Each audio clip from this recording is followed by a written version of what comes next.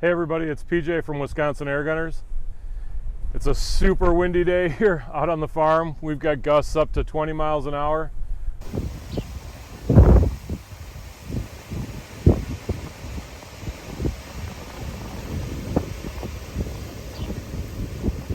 Actually feels kind of like RMAC conditions, but well, you know what that means out on the farm. It's a perfect day to shoot some slugs and a perfect time for me to talk to you about a project I've been working on for about the last 6 months.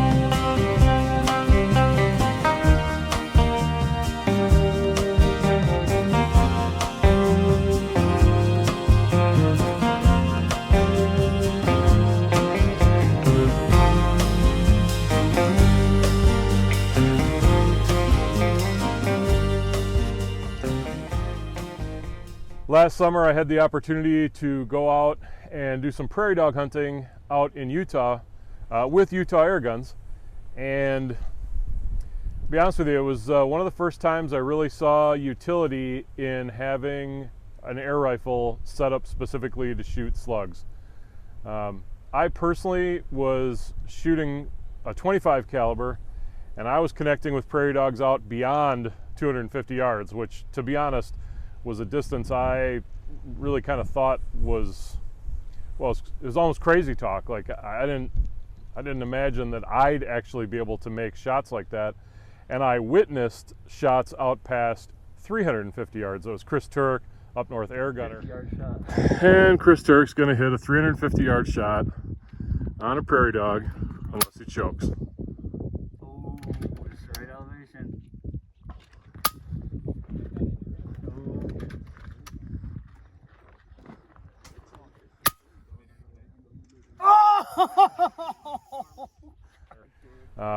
I was spotting for him and he connected with one. I think it was somewhere around 358. I know the hold. All right, let's do it. Just for reference, way out there. You see that green patch? That green patch way out there, I'm gonna zoom. He is like 20 yards in front of that green patch. Here we go, dropping a bomb.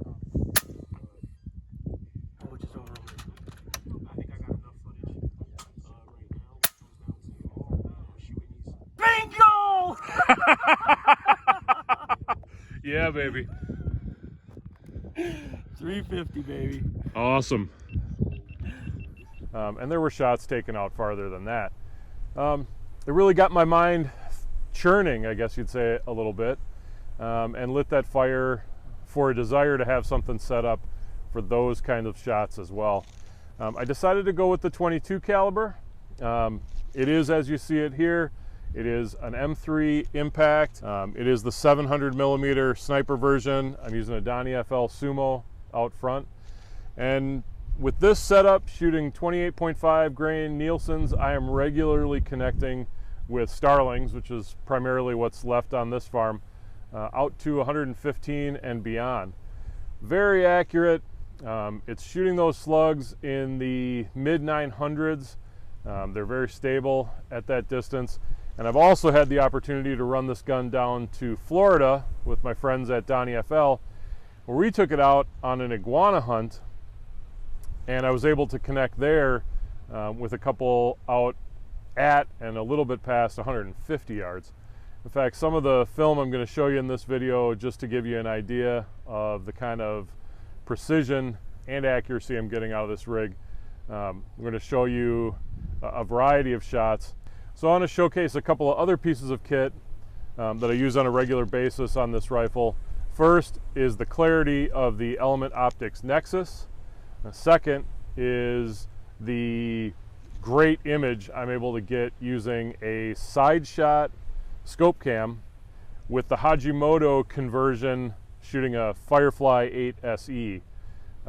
It's a great setup, and I hope you'll agree when you see this footage.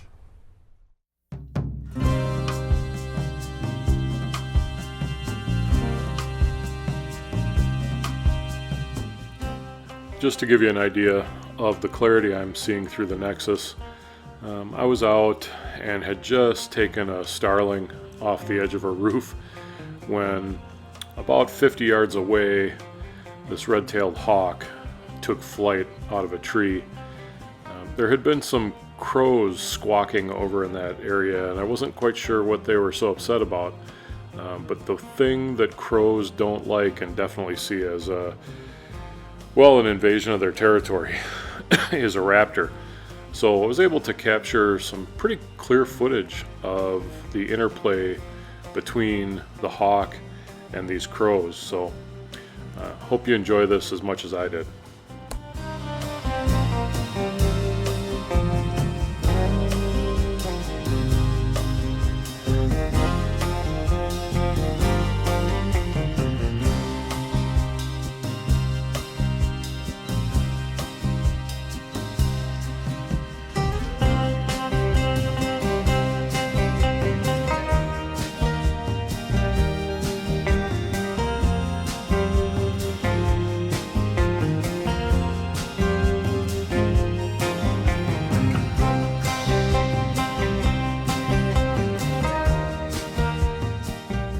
This next clip is of a starling at about 100 yards. I've included it to show the clarity, not to show an awesome shot at a pest bird. I didn't ultimately take this shot, though I really wanted to. I just don't have the runoff for shooting a slug at this particular angle, at this particular location. There's too much risk to risk to property and livestock and potentially people in the direction I'm pointing. So you just stuck listening to me and looking at a bird.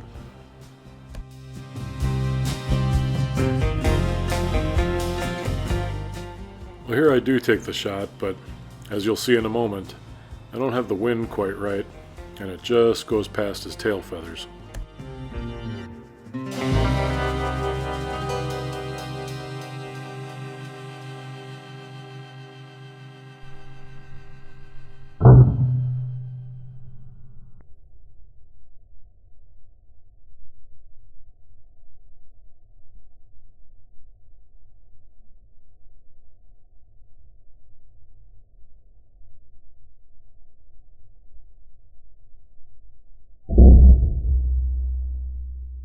It's amazing to me how you can see just the slightest wobble in the slug, which is really useful information from a tuning perspective. And if you're working to fine-tune your rifle, that's absolutely critical information to have, and a serious reason to own a scope cam setup. So here we have a 13 striper, which is it's a ground squirrel. It's named for the 13 dashed, dotted, or solid lines on its back. There are some things about them that are similar to prairie dogs, and then they have differences too. The main problem on the horse farm where this is that they dig holes that horses can step into and then break their legs. I have left the post-shot audio in the clip, and I warn you, there's some foul language, so you might want to hit mute now.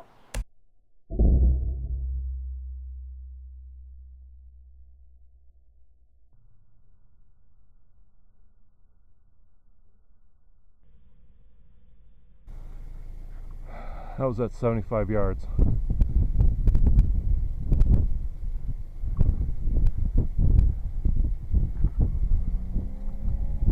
Fucking awesome.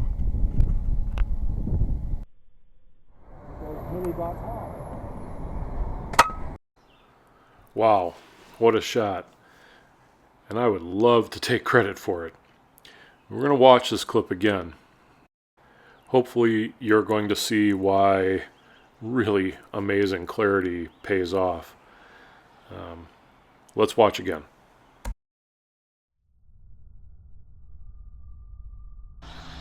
So here Mr. Iguana is sitting on a tree, and I am trying to calculate in my head what I need to do to hold over, because this is at a significantly closer range than I'm zeroed. And just as I'm getting ready to break the trigger, Izzy, who's on my left, takes the shot, and my slug flies right through an empty piece of air where that iguana just was. Here's one I can take credit for. This iguana's out there in the 100-yard range. That was a fairly big female. You can see that it had been involved in some previous altercations as the whip part of the tail was broken off. And we found it just before it got to those bushes.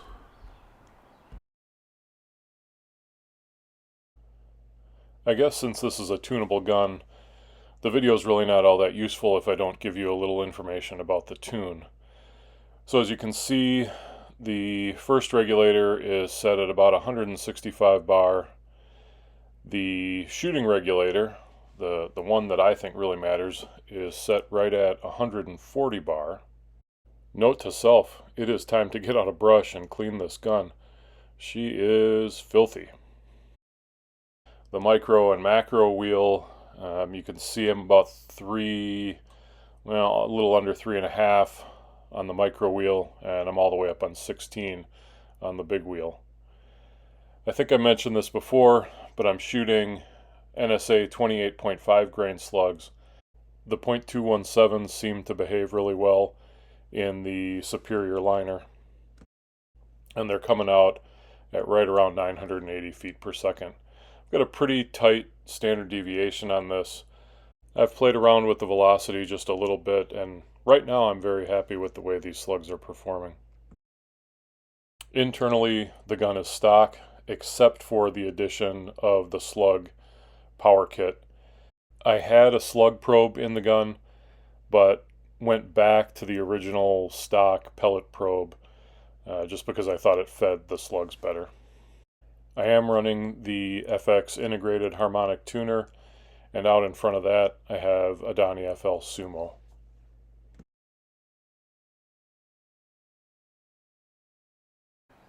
These next three shots on invasive Egyptian geese and Muscovy ducks are almost actually the reason why I decided to make this video. I think they do a really good job of showcasing both the accuracy potential of the FX Impact and .22 caliber when it comes to shooting slugs, and also the clarity that you can get if you take the time to dial in a scope cam setup on the Element Optics Nexus scope.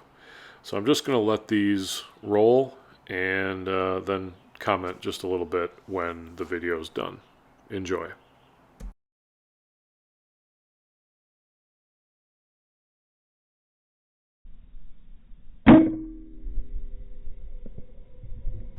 Look, I know I said I wasn't going to say anything and I was just going to let it play through, but while I'm trying to get set up on the second shot, these are Egyptian geese and they're invasive and a problem, and we were asked to remove them by the property management company that is responsible for this particular area. Hitting one of these guys in the head, on the water, on the move, it was an amazing shot from my perspective, and I was holding my breath hoping that I could make and connect on this second shot. So let's check this out.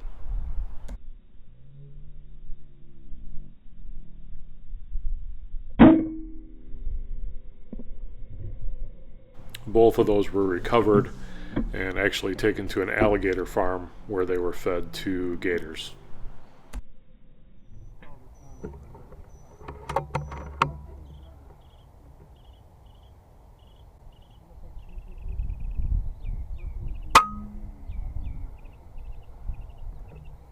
$126 Muscovy down. You said 100 and what? 126. Yards?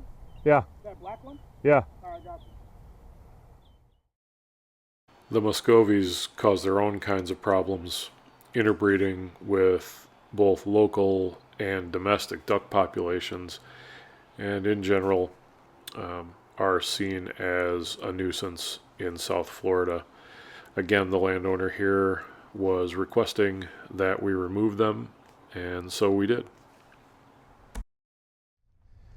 One other thing to make note of if you're thinking about doing some of the long range stuff, especially out in the field like this, you do need a quality tripod.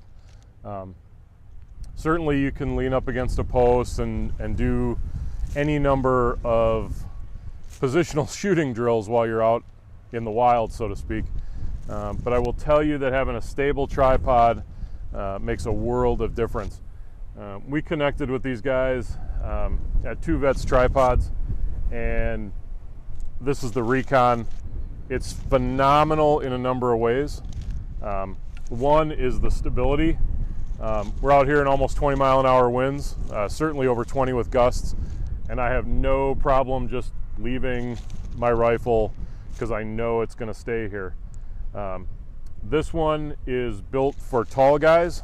I'm, 6'1", 6'1 and a half, but they say this will go up to somebody who's 6'5", and based on how long the legs are, I have no doubt about that. It also can go down fairly short. It's a 3-segment tripod, and I've got at least another foot it can go up, which means I can shoot up at inclines when I need to.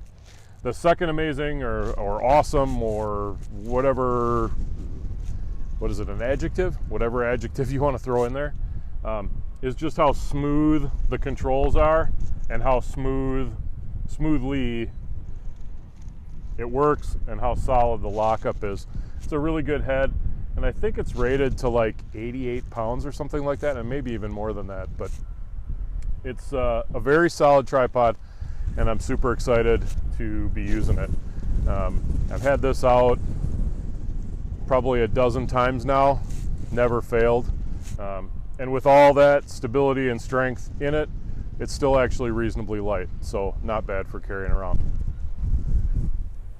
Well, while I was talking, a couple of birds came back in, so in fact I can see 3 sparrows right there at about 35 yards. I may grab the 177 and take that shot, but I hope you enjoyed the video. If you did, please consider giving it a thumbs up. It always helps the channel if you can take the time to subscribe, and if you've got comments or questions, put them down below. I'll do my best to get answers for you. As the channel's grown, it's harder and harder to answer all of the questions directly in a timely fashion. So for those of you who have put questions in there, or especially those of you who've taken the time to give positive feedback, I really do appreciate it. I'm sorry I haven't gotten back to you sooner, but I will try or continue to try to work my way through that. Until the next video, everybody, shoot safe, shoot straight. We'll see you around.